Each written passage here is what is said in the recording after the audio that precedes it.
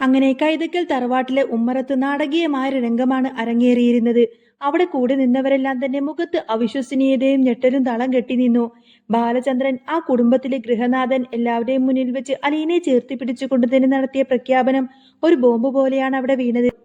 അലീന എന്റെ മകളായിരിക്കാൻ എല്ലാ യോഗ്യതയുമുള്ള കുട്ടിയാണ് എന്ന അദ്ദേഹത്തിന്റെ ഉറച്ച ശബ്ദം വൈജയന്തിയുടെ ഹൃദയത്തിൽ ഒരു കൂരമ്പ് പോലെ തറച്ചു.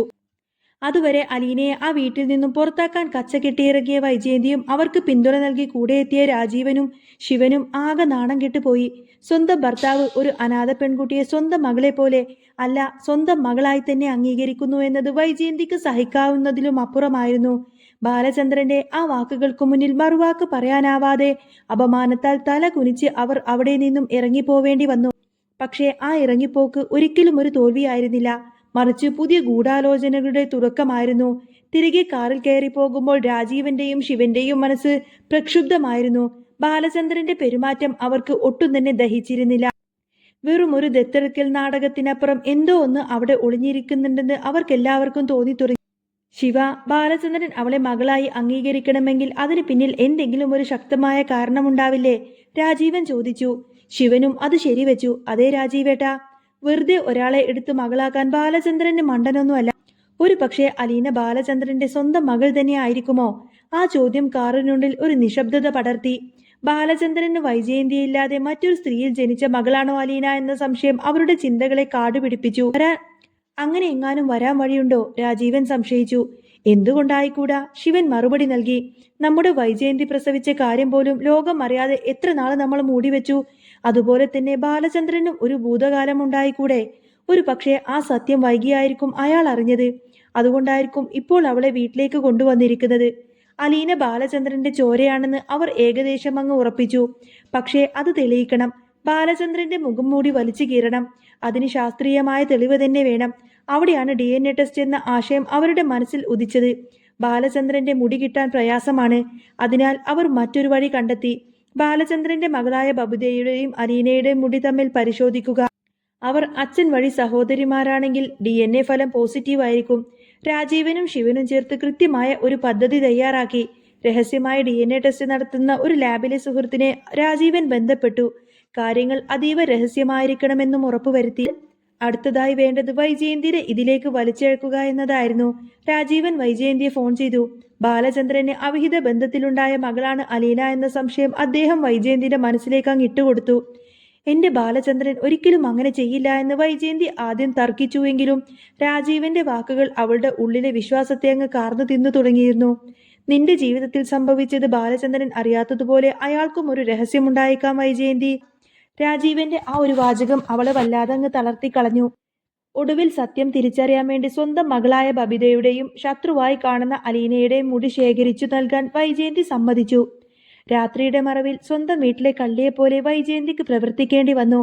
അലീന ഉറങ്ങിക്കിടക്കുമ്പോൾ മുടിയെടുക്കാൻ ശ്രമിച്ചുവെങ്കിലും അത് നടന്നില്ല. ഒടുവിൽ അലീന മുടി ചീകി വെച്ചതിനു ശേഷം പുറത്തേക്ക് പോയ തക്കം നോക്കി ആ ചീർപ്പിൽ നിന്നും അതീവ ശ്രദ്ധയോടെ വൈജയന്തി മുടിനാരുകൾ ശേഖരിച്ചു. പിന്നീട് ബബിതയുടെ മുറിയിലേക്ക് എത്തി. എന്തിനാണെന്ന് ചോദിക്കരുത് എന്ന് പറഞ്ഞ് അവളുടെ തലയിൽ നിന്നും 2 മുടി പിടിച്ചെടുത്തു. രണ്ടും വെവ്വേറെ കവറുകളിലാക്കി വിറക്കുന്ന കൈകളോടെ അത് രാജീവന് കൈമാറുമ്പോൾ വൈജയന്തിയുടെ മനസ്സ് പ്രാർത്ഥിക്കുകയായിരുന്നു. തന്റെ ഭർത്താവ് ഒരിക്കലും തന്നെ ചതിക്കില്ല എന്ന് തെളിയാൻ. എന്നാൽ വിധി കാത്തുവെച്ചിരുന്നത് മറ്റൊന്നായിരുന്നു. 2 ദിവസങ്ങൾക്ക് ശേഷം DNA ഫലം വന്നു. രാജീവന്റെ കൈകളിലെത്തി. റിപ്പോർട്ട് നോക്കിയ രാജീവനും ശിഖരനും അക്ഷരാർത്ഥത്തിൽ ഞെട്ടിപ്പോയി. റിപ്പോർട്ടിൽ വ്യക്തമായി എഴുതിയിരിക്കുന്നു, സാമ്പിൾ തമ്മിൽ പൊരുത്തമുണ്ട്. ഇവർ ഒരേ മാതാപിതാക്കളുടെ മക്കളാവാനാണ് സാധ്യത. ഇത് സഹോദരിമാരാണ്. രാജീവനും ശിവനും ആഹ്ലാദത്തിൽ മതിമറന്നു. തങ്ങളുടെ സംശയം ശരിയാണെന്ന് അവർ ഉറപ്പിച്ചു. അലീന ബാലചന്ദ്രന്റെ സ്വന്തം മകൾ തന്നെ. ബബിതയുടെ അച്ഛനും അലീനയുടെ അച്ഛനും ഒരാൾ തന്നെ, ബാലചന്ദ്രൻ. എന്നാൽ വലിയൊരു ട്വിസ്റ്റ് അവർ അറിയാതെ പോകുന്നു. ഈ കുട്ടികൾ സഹോദരിമാരാണെന്ന് തെളിഞ്ഞത് അവർക്ക് ഒരേയൊരു അമ്മയായതുകൊണ്ടാണ്, വൈജയന്തി. പക്ഷേ എല്ലാവരും ചിന്തിച്ചത് അച്ഛൻ ഒന്നായതുകൊണ്ടാണെന്നാണ്. ഈ വാർത്ത അറിഞ്ഞ വൈജയന്തിക്ക് സമനില തെറ്റുന്നൊരവസ്ഥയായി. താൻ ജീവന് തുല്യം സ്നേഹിച്ച തന്റെ ഭർത്താവ് തന്നെ വഞ്ചിക്കുകയായിരുന്നു എന്ന് അവൾ വിശ്വസിച്ചു. ഇത്രയും നാളും താൻ വെറുത്ത ആ പെൺകുട്ടി തന്റെ ഭർത്താവിന്റെ കാമുകിയുടെ മകളാണെന്ന ചിന്ത അവളെ ഭ്രാന്ത് പിടിപ്പിച്ചു. DNA റിപ്പോർട്ടിന്റെ ബലത്തിൽ കല്ല് തുള്ളിക്കൊണ്ട് വൈജയന്തി ബാലചന്ദ്രന്റെ മുറിയിലേക്ക് പാഞ്ഞു കയറി. വാതിൽ തള്ളി തുറന്ന് അകത്തേക്ക് വന്ന വൈജയന്തിയെ കണ്ട് ബാലചന്ദ്രൻ അമ്പരന്നു. ആരാണ് നിന്നെ ഇങ്ങോട്ടേക്ക് ക്ഷണിച്ചത് എന്ന ബാലചന്ദ്രന്റെ ചോദ്യത്തിന് മുന്നിൽ വൈജയന്തിന്റെ മറുപടി ആക്രോശമായിരുന്നു. എനിക്ക് വരാൻ ഇനി ആരുടെയും അനുവാദം ആവശ്യമില്ല. നിങ്ങളുടെ മാന്യതയുടെ മുഖംമൂടിയല്ല ഞാൻ വലിച്ചു കീറാൻ വേണ്ടി വന്നതാണ്.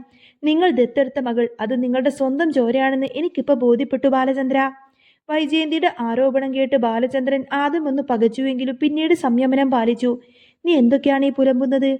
എടി വൈജയന്തി, കൈതക്കൽ മാളിക വീട്ടിലെ കുഞ്ഞിരാമ മേനോന് ജനിച്ചവളാണ് ഞാൻ.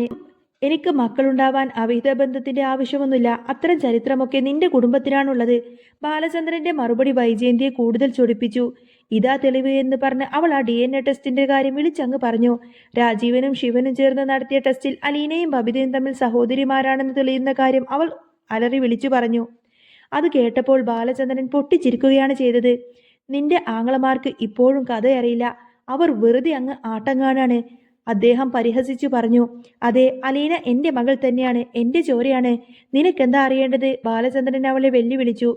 എന്നെ ചോദ്യം ചെയ്യുന്നതിന് മുൻപ് നീ സ്വയം കണ്ണാടിയിലേക്കൊന്ന് നോക്ക്. നീ അത്ര പരിശുദ്ധയാണോ എന്ന് നീ തന്നെ ഒന്ന് ചിന്തിക്ക്. ബാലചന്ദ്രന്റെ ആ വാക്കുകളിലെ നിഗൂഢ അർത്ഥം മനസ്സിലാവാതെ വൈജയന്തി കരഞ്ഞുകൊണ്ട് അവിടെ നിന്നും ഇറങ്ങിപ്പോയി. ബാലചന്ദ്രൻ തന്നെ ചതിച്ചു എന്ന് ഉറപ്പിച്ചുകൊണ്ടാണ് അവൾ ആകെ തകർന്നു പോയത്.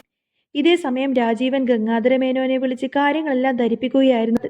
അമ്മാവ, ബാലചന്ദ്രന്റെ കള്ളത്തരങ്ങളെല്ലാം ഞങ്ങൾ കയ്യോടെ പിടിച്ചു. DNA ടെസ്റ്റിൽ അലീന അയാളുടെ മകളാണെന്ന് തെളിഞ്ഞു.